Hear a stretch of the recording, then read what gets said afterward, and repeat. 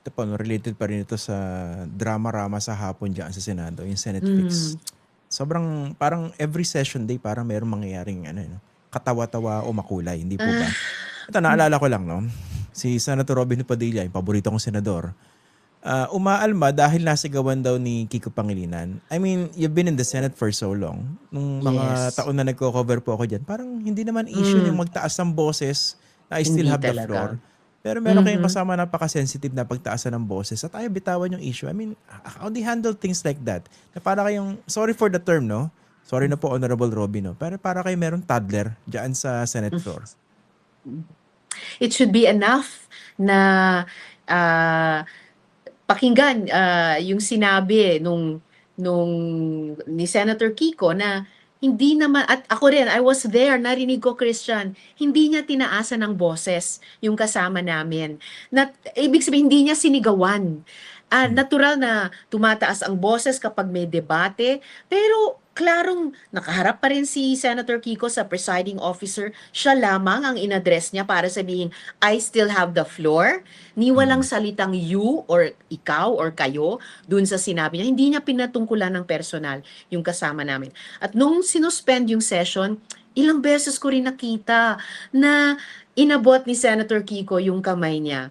Sadly, hindi Tinanggihan. nagkaroon, ng exchange ng pagkamayan or matanggap yung may parang ano nga respectful touch siya, hindi rin Ayun. pinayagan yun. I really hope na sa mga susunod na araw ay mahanap naman nung kasama namin sa sarili niya na tanggapin yung ganyan. At ilang beses din sinabi nung suspension, ilang beses din sinabi ni Senator Kiko na kung sa pandinig mo ay nasigawan kita, kung nasigawan kita, humihingi ako ng paumanhin. At least twice narinig ko yon sa sarili kong tenga. All of those sana should have been enough. At kung sana tinanggap dun pa lang sa unang instance, I'm sure Senator Kiko was prepared to have been even more gracious on the record.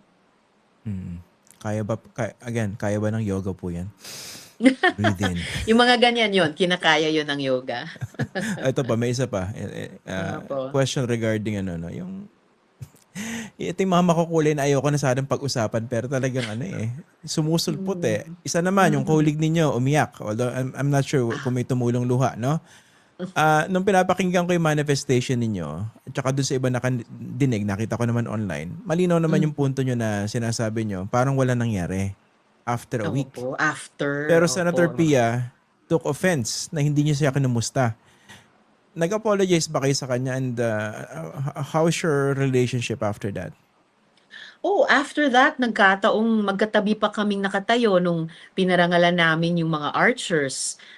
Magkatabi kaming nakatayo habang sa photo opportunity. And then nung suspended yung session at pumasok kami sa lounge para sa briefing tungkol sa timetable ng impeachment trial, nagkataon ding magkatabi kami. And at one point in the briefing, nagtinginan kami, nag-exchange ng ilang mga salita tungkol dun sa briefing. So it was quite normal again after that Hmm. session. Hindi niyo na siya kinumusta? Okay lang kayo naman. Sorry nilalagyan ko konting Okay levity lang. kasi napaka-ridiculous ng mga nangyayari dyan sa chamber po ninyo, no? Ay, sorry Ito ba, talaga. napansin ko target kayo ng mga trolls, no? And Oh, yes. they take issue doon sa paggamit yun ng index card. I didn't Hello, know issue talaga pala yun. naman. I didn't know na issue yon. Hindi naging issue nung estudyante ako, hindi naging issue habang nagtatrabaho ako sa ibang mga trabaho. Nito lang, Mm. hindi ko talaga mag-gets. Ano ba yung point nila?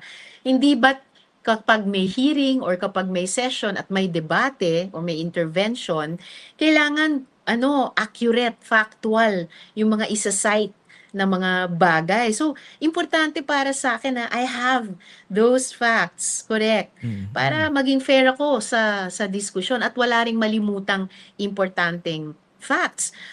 Dati sa school, nagdedebate rin ako, bahagi sa debate team. Basic material namin ng index cards Mm. para masalansan namin yung mga argumento sa debate. I really don't know kung hindi ko kaya nga sabi ko minsan sa kanya, gusto niyo pumunta dito sa office ko, tignan niyo yung drawer ko, punong-puno ng mga notebook sa nakaraang dekadang nagtrabaho ako dito sa Senado. And because of those notes that I take and I use sa mga hearings, sa mga plenary, actually, natitrace ko pa yung development ng mga ideya. Kasi Mm. nababalikan ko yung notes na iyon. Kasi parang pinapalabas yata na ano, 'di ba? Ginagamit nila yung Bobo card. Tama? Yan ang ginagamit ng mga trolls Right. eh. Mm. Right.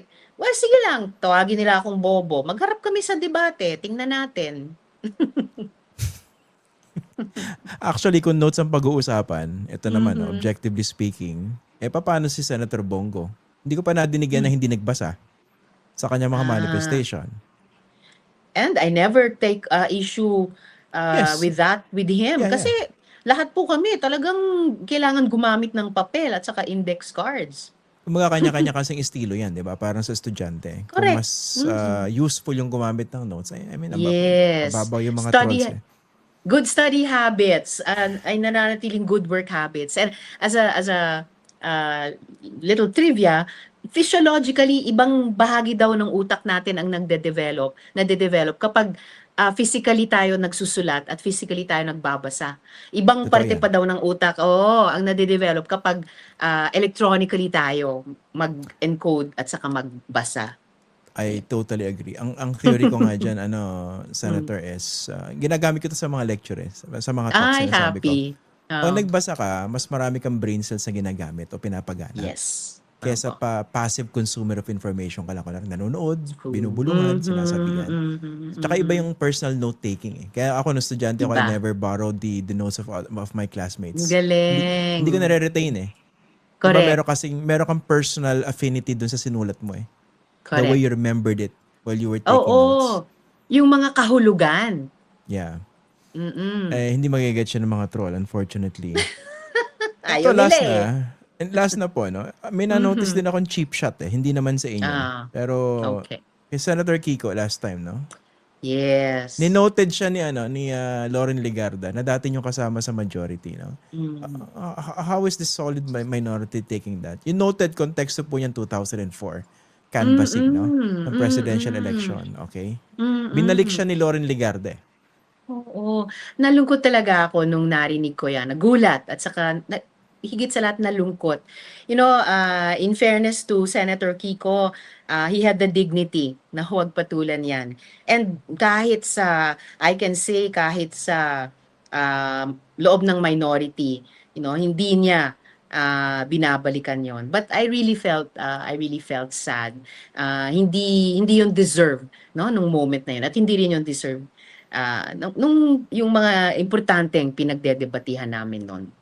Okay. Sige pa, finally, kumusta? How are Mhm. you preparing, you and the rest of the solid minority, for Monday's eventful session again?